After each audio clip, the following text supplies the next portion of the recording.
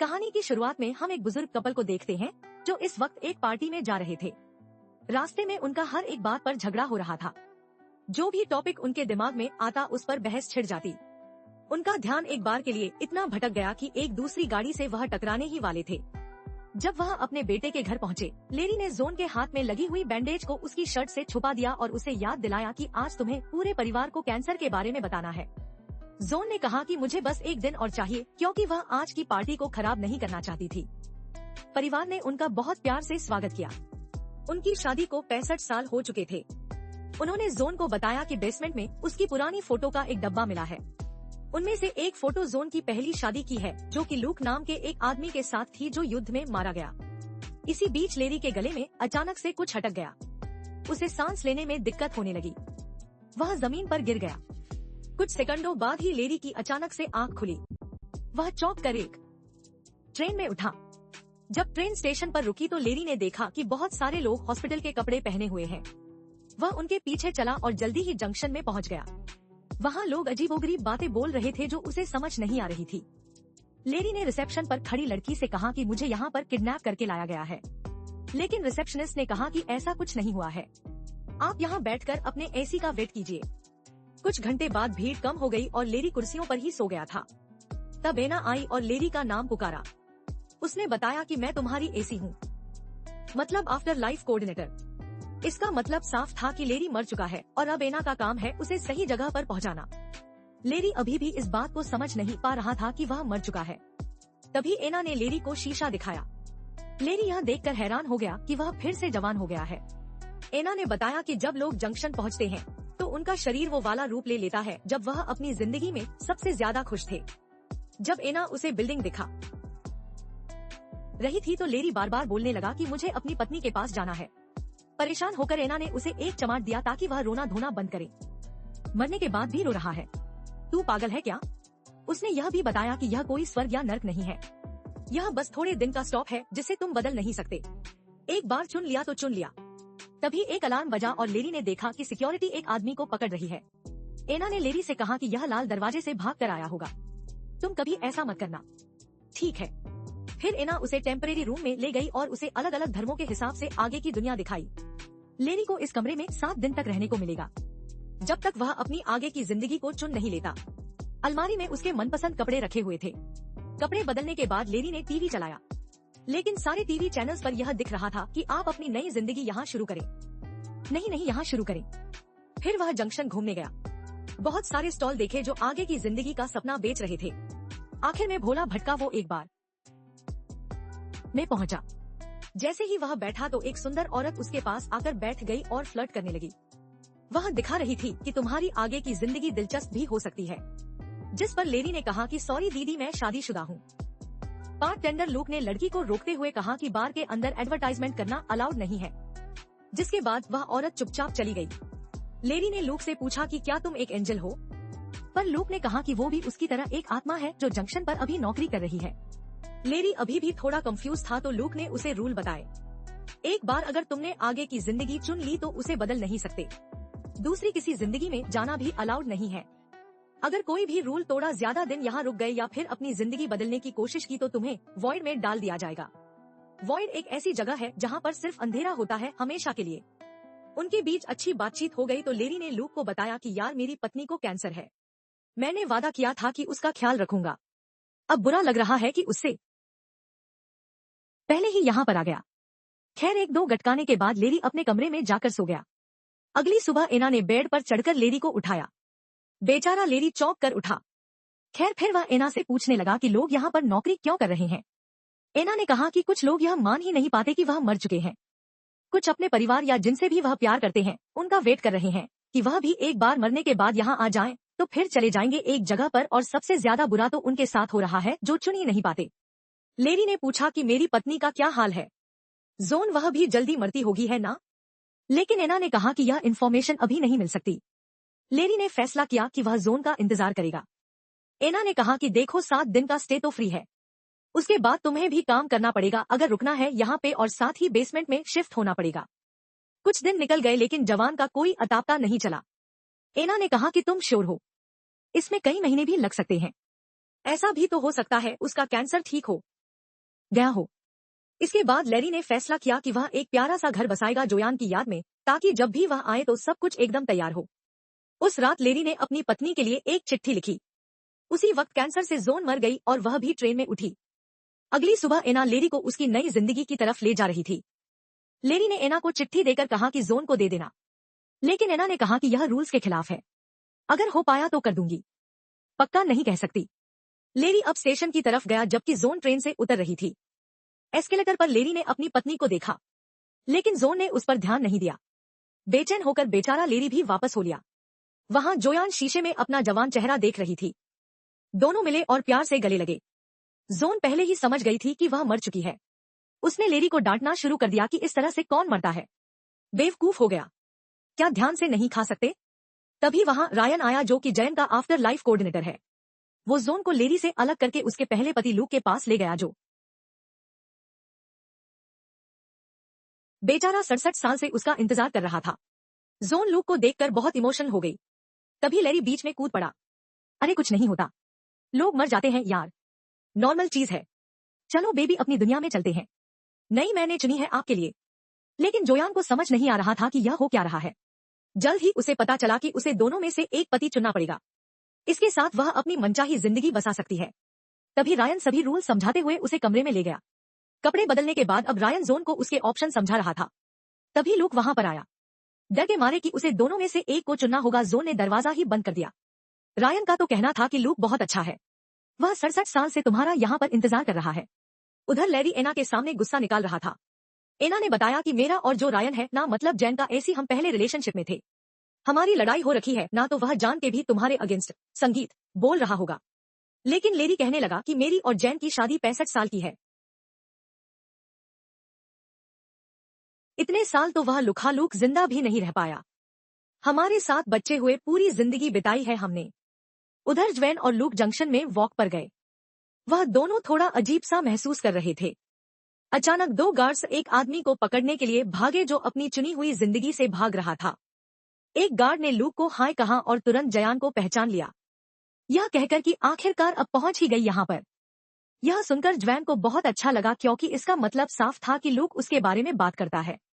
Guards के जाने के बाद लूक ने ज्वेन को रूल समझाए और साथ ही अपने प्यार का इजहार कर दिया। उसने कहा कि मैं हर दिन तुम्हारे बारे में सोचता था। वह प्यारी बातें बोलता रहा और उसे किस करने की कोशिश की, लेकिन जोयान पीछे हट गई क्योंकि उसे अजीब लग रहा था। उसने कहा कि मुझे सोचने के लिए थोड़ा वक्त चाहिए और फिर जल्दी से वहां से भाग गई। कुछ ही मिनटों बाद लैरी जोन के कमरे में घुस गया, बहुत सारे आगे की जिंदगी के ऑप्शन लेकर। जोयान घबरा गई और लैरी पर चिल्लाने लगी। उसने उसे भी वही जवाब दिया कि मुझे अभी थोड़ा वक्त चाहिए सोचने के लिए। वो कहने लगी कि पिछले कुछ दिन मेरे बहुत भारी थे। तुम्हारी मौत के बाद पता है मेरी बेस्ट फ्रेंड की भी मौत हो गई। इस बात से लैरी थोड़ा खुश हुआ क्योंकि वह वैसे भी उसे खास पसंद नहीं थी। लैरी को याद आया कि स्क्वाट करने से जैन हमेशा शांत हो जाती थी। बुजुर्ग होने के बाद से जो स्क्वाट नहीं कर पा रही थी, इसीलिए अब जवान होकर दोबारा से शरीर में ताकत महसूस करके उसे बहुत अच्छा लगा। उधर लैरी फिर से कुछ खा रहा था और उसका गले में दोबारा से खाना अटक गया। इस बात से जैन अचानक घबरा गई, लेकिन लैरी हंसने लगा कि मर तो चुका हूं, मजाक कर रहा था मैं बस। इसके बाद लैरी आराम से बेड पर लेट के रिलैक्स करने लगा, लेकिन जयान ने उसे लात मार के बाहर निकाल दिया, जिसके बाद उस बेचारे को अपने बेसमेंट वाले कमरे में जाना पड़ा। लेकिन वापस जाते हुए लैरी ने एक बोर्ड देखा जिसके ऊपर मरे हुए सिंगर डीन मार्टिन के शो का प्रमोशन था। जैन को वह सिंगर बहुत ज्यादा पसंद है, इसलिए लैरी ने एना से शो अरेंज करने को कहा। जब लैरी अपने नए रूम में पहुंचा तो यह देखकर चौंक गया कि कितना छोटा कमरा दिया है उसे। अगली सुबह लैरी जैन को वेटिंग एरिया में ले गया। वहां एना उस सिंगर को गाने के लिए ले आई और खुद पियानो बजा रही थी, लेकिन वो आदमी अजीबोगरीब बर्ताव करने लगा, सीढ़ियों से भी गिर गया। तब उन्हें समझ आया कि यह कोई असली डीन मार्टिन नहीं है, कोई बहरूपिया है, मरने के बाद भी नकल कर रहा है। कितना गंदा आदमी है यह। लूक तुरंत उसके पास आया, उसे खींचकर अपने साथ ले गया और एक मुक्का दे मारा। फिर रायन की मदद से लूक ने जोयान को फूल देने की कोशिश की, लेकिन लैरी ने फिर से बीच में बोलना शुरू कर दिया, यह चीटिंग है, फूल फाल कैसे दे रहा तू, मैं दे रहा हूं कोई गिफ्ट। दोनों आदमी फिर से झगड़ा करने लगे और अब जोन को बहुत ज्यादा गुस्सा आ रहा था, तो उसने चिल्लाकर दोनों को चुप करवा दिया। इसके बाद जोन एना और रायन को अपने कमरे में ले गई और उन दोनों पर काफी देर तक अपना गुस्सा निकाला। फिर उसने चिढ़कर कहा कि कोई तो रास्ता निकालो, ऐसे कैसे फैसला। लू मैं कोऑर्डिनेटर्स ने रूल तोड़ने के लिए एक लंबी फोन कॉल की। कुछ देर बाद जोन अपने दोनों पतियों को रूम में ले आई। कोऑर्डिनेटर्स ने बताया कि तुम्हारा केस थोड़ा सा खास है, इस वजह से हमें एक स्पेशल वीजा मिला है। जोयान को 2 बार चुनने की इजाजत मिलेगी। एक बार के लिए वह लेरी के साथ अपनी जिंदगी जाकर देख सकती है और एक बार लूक के साथ। उसके बाद उसे फैसला करना ही होगा। दोनों लड़के फिर से झगड़ा करने लगे कि पहले कौन जाएगा और उनके बीच में हाथापाई होने लगी। इसलिए जोन फिर से चिल्ला पड़ी। उसने कहा कि पहले कौन जाएगा या हम टॉस करके पता लगाएंगे। फिर से बहस शुरू हो गई। इस बार रायन ने दोनों को रोका। लेरी ने सिक्का उछाला और लूक जीत गया। ट्रेन राइड के दौरान लूक और जोन पुराने दिन याद करते रहे। जल्द ही वह एक खूबसूरत पहाड़ पर पहुंचे जहां साफ आसमान और हरा भरा जंगल है। घूमते हुए दोनों ने बहुत मजे किए, एक दूसरे का हाथ थामकर। शाम को रेस्टोरेंट में डिनर हुआ। जॉयन बार बार अपने बच्चों और पोता पोतियों के बारे में बात कर रही थी, जिससे लूक थोड़ा अनकंफर्टेबल हो गया। लूक ने कहा कि मुझे बुरा नहीं लगा, बस यह सोचकर थोड़ा दुख होता है कि तुम्हें यह जिंदगी मैं नहीं दे पाया। पर उसे इस बात की खुशी है कि जोन ने एक अच्छी जिंदगी जी। जोयान ने कहा कि मैंने कुछ वक्त तक तुम्हारा इंतजार किया था, पर फिर क्या करती, तुम चले गए थे। मरने के बाद कोई लौट कर थोड़ी आता है। फिर लूक जोयान को एक जगह पर ले गया जिसे आर्काइव्स कहते हैं। यह यहाँ पर हर चुनी हुई जिंदगी में होती है, जहाँ आत्माएं अपनी जिंदगी की यादें दोबारा देख सकती हैं। दोनों ने अपने रिश्ते के सारे जरूरी पल देखे। वह पहली मुलाकात, पहली बार एक दूसरे को चूमना, शादी का दिन और जंग पर जाने से पहले का वह आखिरी वादा। जोन ने आखिरकार फिर से लूक को चूम लिया। उसने बताया कि मैं टूट गई थी तुम्हारे मरने के बाद। यादें आगे चलती रही और लूक ने देखा कि कैसे लेरी ने जयान को प्रपोज किया। यह देखकर लूक गुस्से में बिल्डिंग से बाहर निकल गया। उसने कहा कि लेरी ने एक दुखी औरत की फीलिंग्स का फायदा उठाया है। मौका देखकर चौका मारा है उसने। जय ने समझाने की कोशिश की कि ऐसा कुछ नहीं है, लेकिन लूक ने नहीं सुना। इसी बीच लेरी भड़क रहा था क्योंकि लूक सबको बताता था कि मैं जंग में मारा गया लड़ते हुए दुश्मन से। अब इस तरह वो खुद को हीरो दिखाएगा तो कोई कैसे लड़े। लेरी को डर था कि कहीं जोन उसे ना चुन ले। इस पर एना ने कहा कि जोन को याद दिलाना कि वह उससे प्यार क्यों करती थी। लेरी ने कहा कि मुझे तो खुद भी नहीं पता वो क्यों प्यार करती थी मुझसे, लेकिन मैं एक इंसान को जानता हूँ जो शायद बता सकती है। कुछ देर बाद लेरी जोन की बेस्ट फ्रेंड कैरन से मिला जो काफी बूढ़ी लग रही थी। कैरन ने बताया कि उसके सबसे ज्यादा खुश दिन तब आए जब उसका पति मर गया, क्योंकि तभी वह खुलकर अपनी जिंदगी जी पाई। खैर, कैरन ने बताया कि मुझे तुम शुरुआत में बिल्कुल पसंद नहीं थे, पर धीरे धीरे अच्छे लगने लगे। लेरी ने पूछा कि मुझे घंटा फर्क नहीं पड़ता, तुम बताओ कि जयान मुझे क्यों पसंद करती है। कैरन ने कहा कि मुझे क्या पता, लेकिन इतना जरूर कह सकती हूँ कि तुमने जयान को बहुत खुश रखा है। इसके बाद लेरी लूक के कमरे में गया कोई राज ढूंढने के लिए।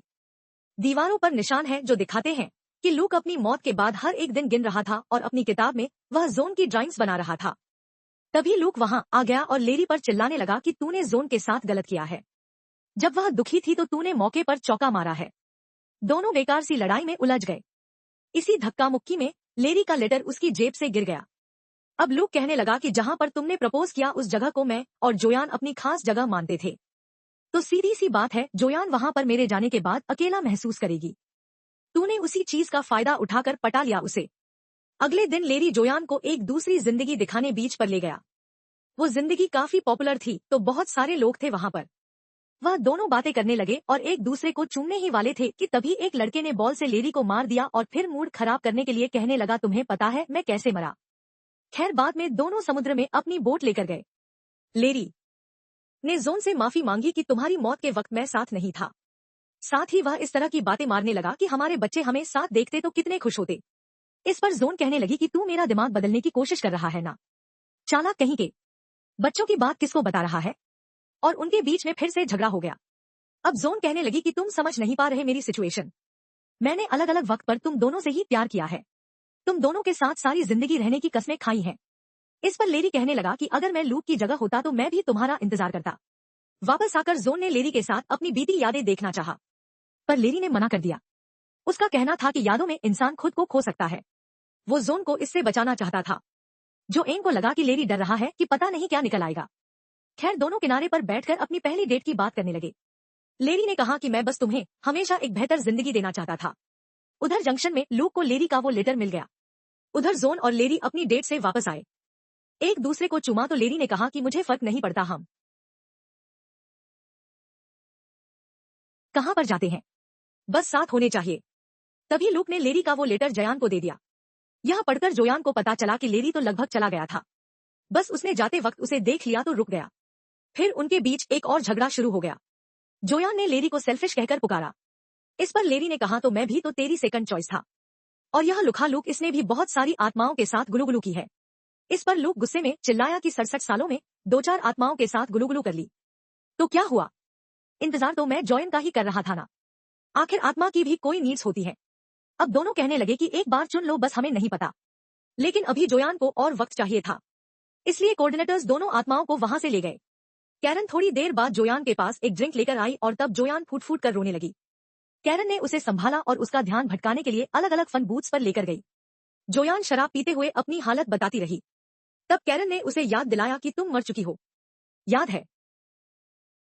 शादी के बाद क्या बोलते हैं कि मैं तुम्हारा साथ दूंगी जब तक मौत हमें जुदा ना कर दे। मौत ने जुदा कर तो दिया, इतना क्या सोच रही है? अपने हिसाब से जी अपनी जिंदगी को।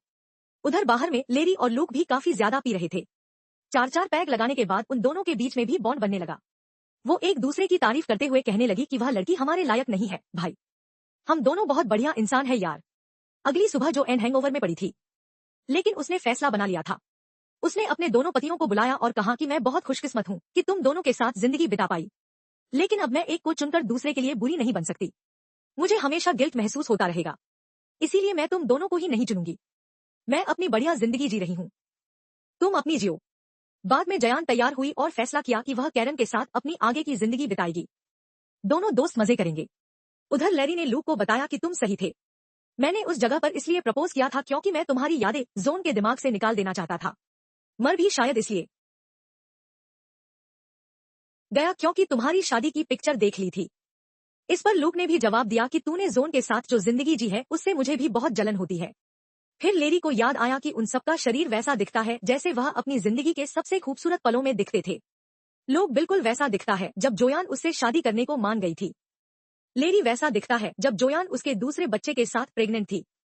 यह सोचकर लेरी को अचानक से कुछ समझ आया। वह भागकर जोयान के पास गया। स्टेशन पर लेरी ने जोन को ट्रेन में ढूंढ लिया और उससे कहा कि एक आखिरी बार बात करने के लिए नीचे आ जाओ। उसने कहा कि तुम्हारे बाल लंबे हैं, हमारी शादी के दौरान तुम्हारे बाल छोटे थे। इसका मतलब यह है कि तुम लूक के साथ जब थी तो वह तुम्हारी जिंदगी के सबसे खूबसूरत पल थे। तुम उसे चुनो ना, हमेशा खुश रहो। पहले तो जुआ ने मना किया, लेकिन लेरी ने कहा कि यही सही है। दोनों रोते हुए एक दूसरे से आखिरी बार गले लगे। कुछ समय बाद लूक और जोन अपनी आगे की जिंदगी के लिए ट्रेन में जा रहे थे। लेरी जंक्शन में घूम रहा था क्योंकि वह नहीं जानता उसे कहां जाना है। तब उसने देखा कि एना और रायन वापस साथ आ गए हैं और उसे उनके लिए खुशी हुई। उधर लूक और जोयान ने अपनी नई जिंदगी शुरू की। वो एक दूसरे के साथ खुशी खुशी रहने लगे। लेकिन समय के साथ जोयान को डाउट होने लगा। वह अपनी पिछली यादें देखने गई और लेरी से पहली मुलाकात वाली मेमोरी देखी। अगले कुछ दिनों तक लूक ज्वेन को अलग अलग एक्टिविटीज पर ले गया, लेकिन ज्वाइन को कुछ भी अच्छा नहीं लग रहा था। हर रात वो आर्काइव्स में जाकर लेरी के साथ अपनी जिंदगी को देखती। क्लर्क ने कहा कि इतना ज्यादा यादों में रहना सही नहीं होता, आगे बढ़ना जरूरी है। एक रात लूक ने कहा कि कितनी परफेक्ट जिंदगी है यह, लेकिन जोयान के पास कोई जवाब नहीं था।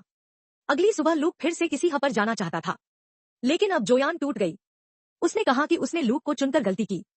इस पर लूक गुस्सा हो गया और चिल्लाने लगा। जोयान ने समझाया कि मैं तुम्हारे साथ सबसे ज्यादा खुश थी क्योंकि वह जवानी का प्यार था, ना घर के किराए की टेंशन, ना नौकरी की, ना बच्चों की, लेकिन प्यार सिर्फ अच्छे पल नहीं होते, उसमें अच्छी बुरी यादें सब होती हैं।